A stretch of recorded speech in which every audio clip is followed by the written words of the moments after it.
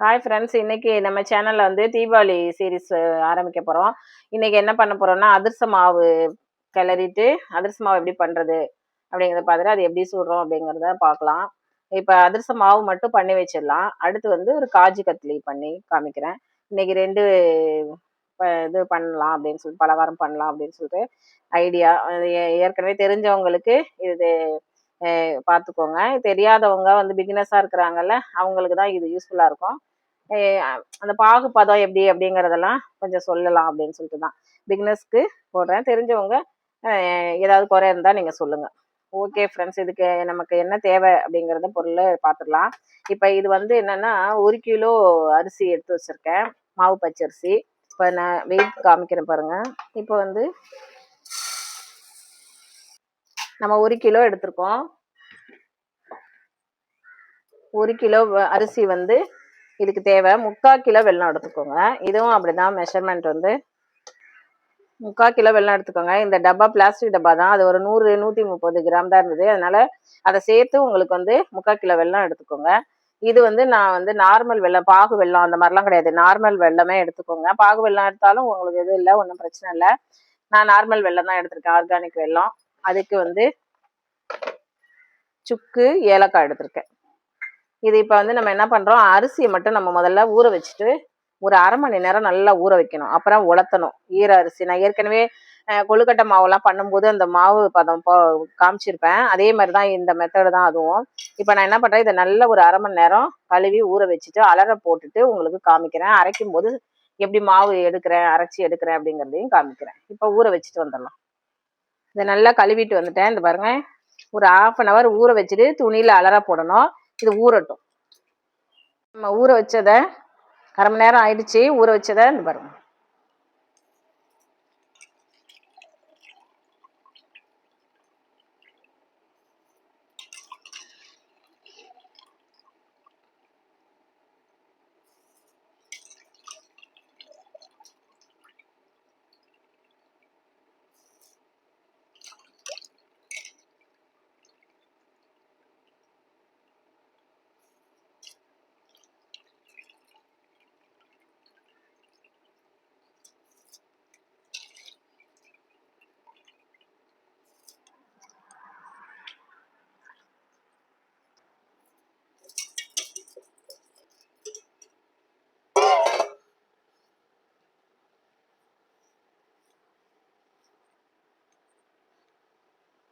இது நல்லா கொஞ்சம் ஆறட்டும்.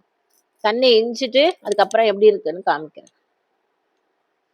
நம்ம அரைக்கிற பதத்தை காமிப்போம்.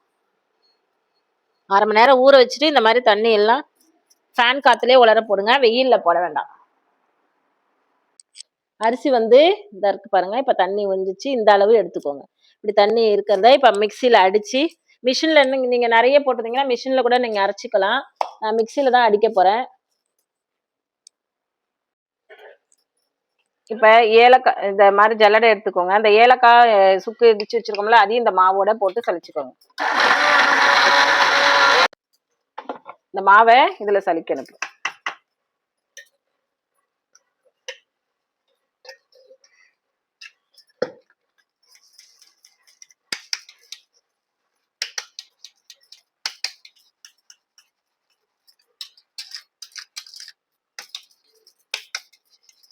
மிஷின்லன்னா உங்களுக்கு வந்து ஒரே டைமில் ஆகிடும். நம்ம வீட்டில் பண்ணுறதுனால இது ஒருத்தவங்க ஆர்டர் கேட்டிருக்காங்க என்னோட சேனலில் வந்து. ரெகுலராக நான் பண்ணிகிட்டே தான் இருப்பேன் வீட்டில், அதனால அவங்க வந்து அதிரச மாவு கேட்டிருக்காங்க. இந்த கப்பையும் இப்போ நம்ம திருப்பி அரிசி போடுறோம்ல, அதில் போட்டுக்க வேண்டியதான். நம்ம மாவு ஊற வச்ச அரிசிக்கு 1 கிலோ எடுத்துட்டோம்ல, அதுக்கு இந்த அளவு மாவு வந்திருக்கு. இங்கே பாருங்கள், இதான் இவ்வளோதான் கப்பி.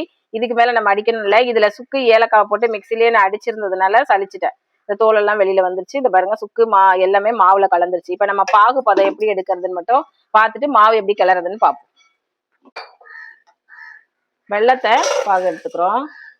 இதுக்கு நம்ம மூழ்கிற அளவு தண்ணி ஊற்றணும். வெள்ளம் மூழ்கிற அளவு தண்ணி ஊற்றினா போதும். இந்த அளவு ஊற்றினா போதும்.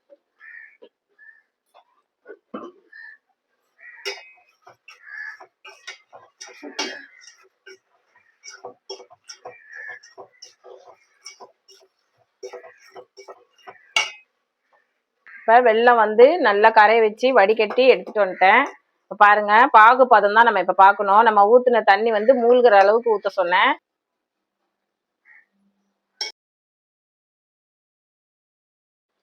இந்த மாதிரி திரண்டா போகுது பாருங்க. இந்த அளவு வந்தா போதும். நிறுத்திக்கோங்க ஸ்டவ்வை. இந்த மாதிரி ஒரு அகலமான பாத்திரத்துல நான் மாத்திக்கிறேன். நம்ம அரைச்சி வச்சிருந்த மாவை இப்போ இந்த மாவுல நம்ம பண்ணி வச்சிருக்கோம்ல, அதை வந்து கொஞ்சம் கொஞ்சமா ஊற்றுறோம்.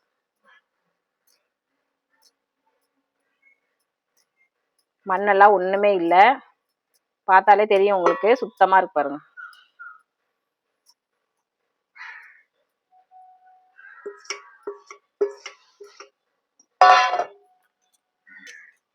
இதை அடுப்புல எல்லாம் வச்சு கிண்டணும்னு இல்லை, பாகு பதம் பார்த்துட்டீங்கன்னா மாவுல இங்கே கிண்டிக்கலாம்.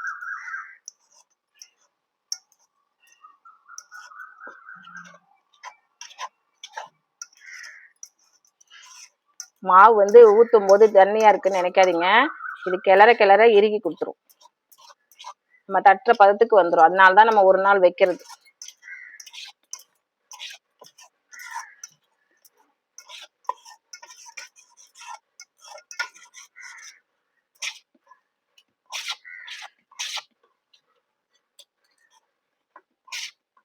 இந்த மாதிரி நல்லா கிளறி வச்சிருங்க. இது மாவு ஊறணும், இருகணும், வேற மாவு ஊறணும். அதுக்காக தான் ஒரு நாள் வெயிட் பண்ணுவாங்க. நல்லா பாத்திரம் அகலமானதா எடுத்துட்டு இந்த சூடு இருக்கிற வரைக்குமே கிளறுங்க. கொஞ்சம் நம்ம முதல்ல போட்டதுக்கும் இப்ப வந்து எப்படி இருக்கு பாருங்க, கெட்டி ஆயிட்டே வருது பாருங்க. பாகு ஆற ஆற கெட்டி ஆயிரும்.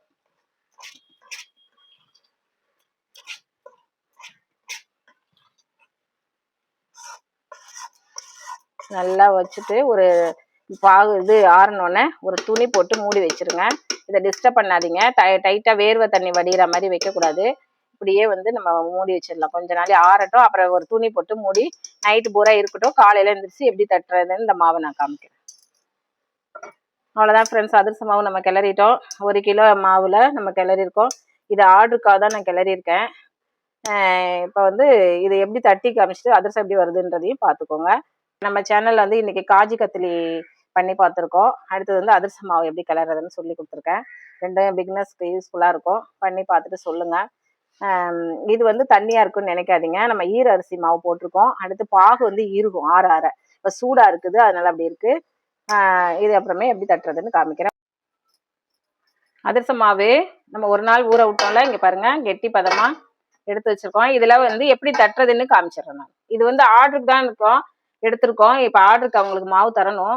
ஆனா வந்து நான் வந்து என்ன பண்றேன், ஒரு 2 தட்டு காமிச்சிடுறேன் எப்படி வருதுன்னு.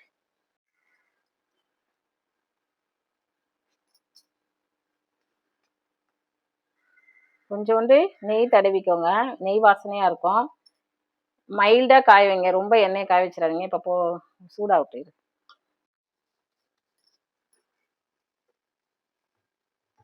இந்த மாதிரி ஒரு வாழை இலை எடுத்துக்கோங்க, கொஞ்சமா நெய் தடவிருக்கேன். இந்த உங்க சைஸ் எவ்வளவு பெருசோ அது மாதிரி தட்டிக்கோங்க.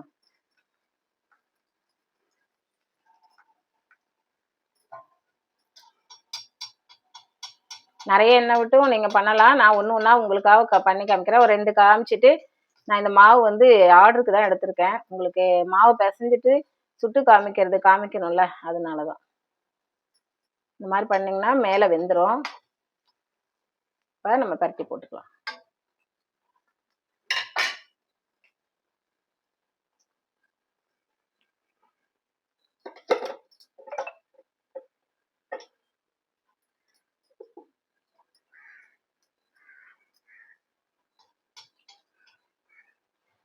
இப்படி எடுத்து இந்த மாதிரி ஒரு தோசைக்கல்ல வச்சுட்டு, இந்த பாருங்க, இந்த இருக்குல்ல அதிரசம் அமுக்கிறது, இதுல வந்து லேசாக அதை பாருங்க, இப்படி அமுக்கிட்டீங்கன்னா, உடனே அமுக்கிட்டீங்கன்னா இந்த இதுல இருக்க எக்ஸ்ட்ரா எண்ணெய் எல்லாம் இப்படி வந்துடும்.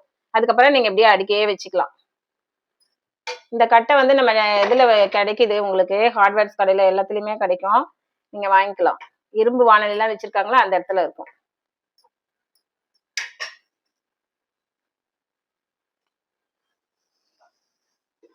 பொறுமையா பண்ணீங்கன்னா நல்லா வரும் அதிரசம். நீங்க நான் சொன்ன மாதிரி பக்குவத்துல நீங்க வந்து மாவு பதம் வெள்ளைப்பாகு நீங்க அதாவது பாகு வெள்ளம் எடுத்துக்கிட்டாலும் இந்த பதம் தான் எடுத்துக்கிட்டு இதே மாதிரி தட்டி பாருங்க. நமக்கு அதிரசம் வந்துருச்சு. நீங்களும் இதே மெத்தட்ல 1 கிலோ அரிசிக்கு 3/4 கிலோ வெல்லம் போட்டிருந்தேன். அதே மாதிரி கணக்கு பண்ணி பண்ணுங்க. வீட்லயே நீங்க அரைச்சிக்கலாம், மிஷின்லயும் அரைச்சிக்கலாம்.